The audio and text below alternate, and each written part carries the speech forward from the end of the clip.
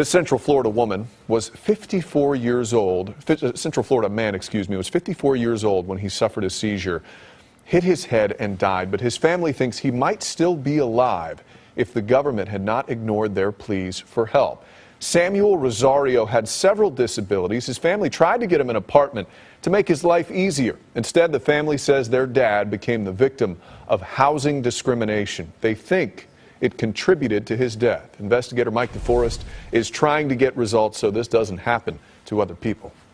Samuel Rosario had trouble walking, so he used a cane and also had to hold on to things to keep his balance, according to his family. They say he also suffered from seizures. His family wanted him to have a roommate, a live-in aide who could help feed and bathe him.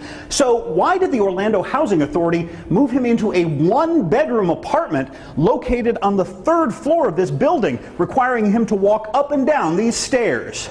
It could have been prevented.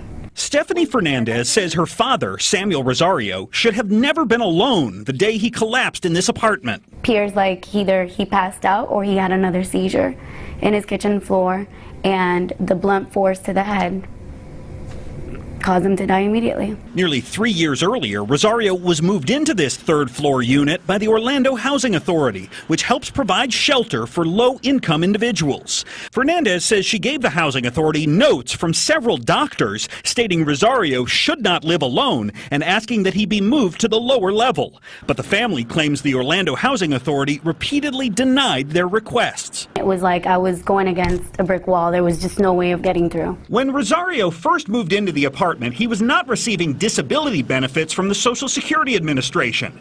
The Orlando Housing Authority claimed it was not required to make special accommodations for him since Mr. Rosario does not meet the Social Security Administration definition of disabled, according to emails provided by the family. My father was actually legally blind. 2 years later, following an appeal, the federal government confirmed that Rosario had been entitled to disability benefits after all. But the family says the Housing Authority required even more paperwork before moving him. What they told me was he needed to go through the process all over again. Had to start from scratch? Yeah.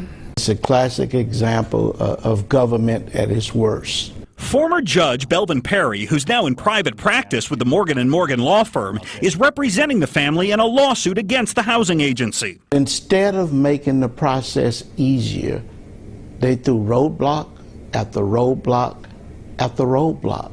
I stopped by the Orlando Housing Authority seeking answers, but representatives declined to comment due to the pending lawsuit.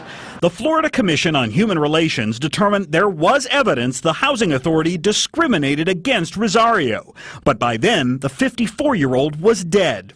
I was trying, to get him what he needed, but it just wasn't quick enough. The family says the Orlando Housing Authority eventually did agree to move Rosario from his 3rd floor unit down to a 1st floor apartment with an extra bedroom. They tell me that agreement was reached about 2 weeks after Rosario died. Mike DeForest, News 6.